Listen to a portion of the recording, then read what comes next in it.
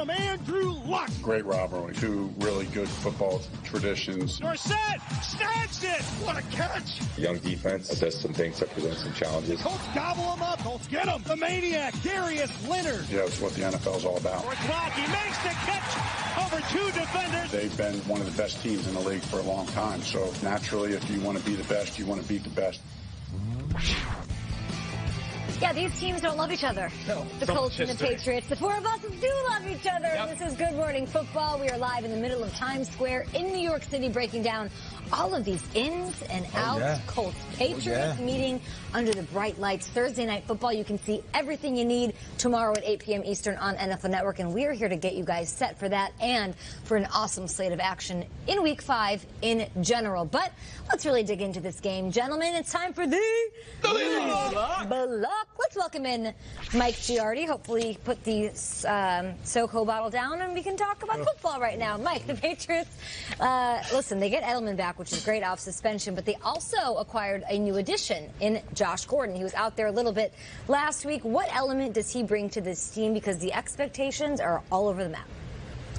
Well, Kay, I'll tell you what, he provided a big impact on Sunday against the Dolphins, even though he didn't have a ton of snaps. He had a third down red zone reception. Tom Brady, who has a hard time trusting guys, went to him on third down in the red zone. That says something. He drew another penalty that extended a drive on third down. And then he had a big block on James White's 22-yard touchdown. So, again, for someone who just gotten here, who's still trying to deal with the playbook and sort of knowing his teammates and earning Tom Brady's trust, I think he put his good foot forward. And Gordon said afterwards, like, Brady's been outstanding. Their lockers are next to each other. He said Brady's sort of gone out of his way to make him feel comfortable. The whole team has. And now what they're talking about is, well, you see the physical talent. We all know what this guy can bring to the table. He's an outstanding receiver when he's right. And obviously that's been the big question. Can he stay on the field? But for right now, they're doing their best they can to sort of shepherd him through the system, to make sure he's comfortable. And they're getting more from him on the outside, which should open things up on the inside for Rob Gronkowski, who had better looks on Sunday than he had in the previous 2 weeks. And now you have Edelman back. It's like the full complement is coming together. As one Patriots staffer told me, all we need to do is get this win. We get this win, we're 3-2, then you have 10 days off till the next game. We'll look like a completely different team, and the narrative around this team changes. It's already started after Sunday, and Josh Gordon was a part of that, Kay.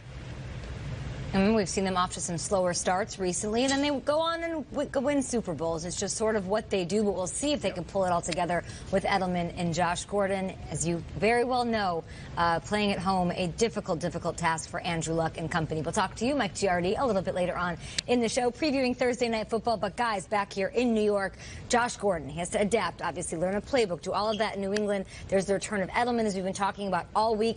And there's receivers who have Dorsett. I mean, these guys who've stepped up in his play. So which pass catcher do you have your eye on the most tomorrow?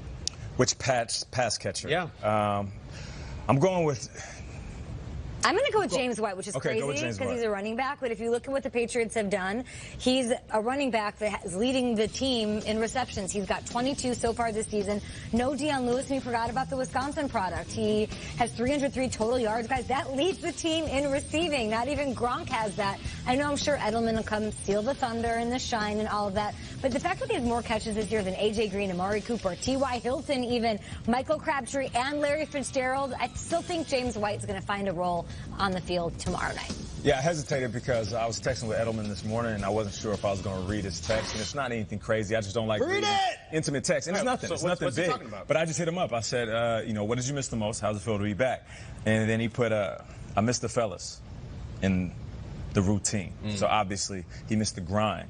And then shortly thereafter he said, focus, Bubs. I don't know why he calls me Bubs. Maybe he does that a lot. Relationship. I mean, cool. I'm serious. Shout out to Jules. But then he tweets me a screenshot. The next episode by Dr. Dre. And one of the lines is, come back, give back. That's a part of success. Got me fired up! And that's what I tweeted him back. I said, come back, give back. It's part of success. You know what I'm saying? If you believe in hats, then you believe in the stats. I'm going to add that in there, switch up the lyrics and make it a remix. So if you believe in Jules, like I do, if you believe in what he brings to the table, and it's not just he's Tom Brady's pass catcher. It's not just, he's that one dude that shows up occasionally and Tom can count on.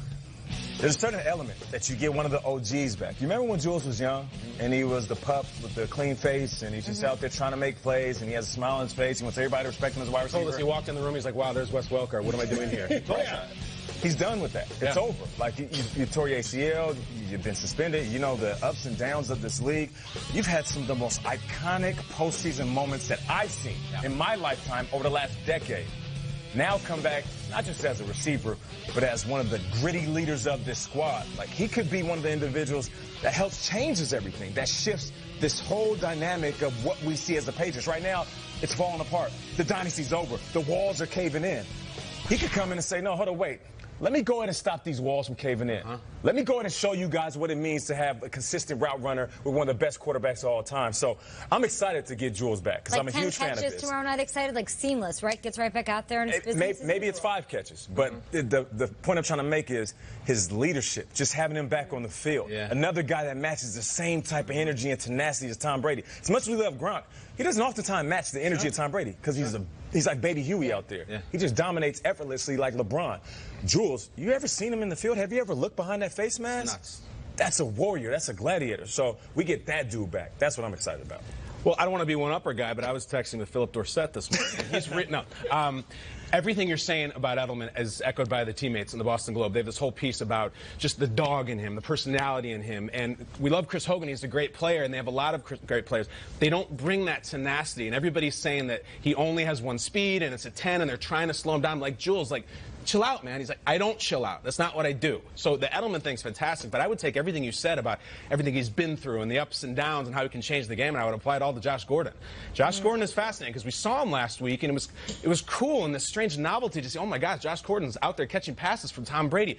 But we saw like little Josh Gordon, like Josh Gordon light. If you look up what he did, he had a couple of catches and they targeted him a few times, kind of short here, short there.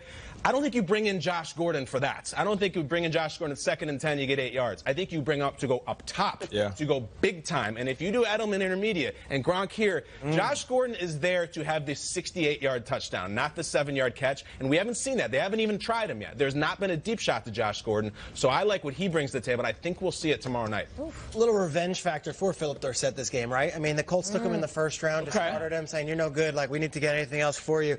He gets pushed to the scrap heap. And last week had one of the best catches in the entire NFL. It was an incredible catch in the end zone where it was basically on the ground, and he laterally finds a way. So to me, I love a good storyline within the storyline. Josh McDaniels versus the Colts is actually very cool. Frank Reich going up against the Patriots. Remember, Frank Reich was the offensive coordinator last year for the Eagles, and they beat the Super Bowl, the Patriots in the Super Bowl. And Philip Dorsett, every player has some courage. Every player has some pride. Every player has their own story. We could make jokes about Philip Dorsett all we want. He was a first-round pick of the Colts and discarded for nothing. Now he goes up and plays against that team after having his best game as a pro last week. I want to see Philip Dorsett kind of make a play on a big stage. A lot of playmakers will be on the field tomorrow night for this classic AFC rivalry taking center stage on Thursday night. Andrew Luck and those Colts taking on Tom Brady and the Patriots. I mean, Kyle, Colts pass, and it's on. Okay, it's on. It's on. Thursday Night Football tomorrow at 8 on NFL Network, on Fox, and streaming on Prime Video. All right, we're going to take a short little break here because we've got a guest. We've got DeAndre Hopkins, of course, joining the show in just a little bit, which is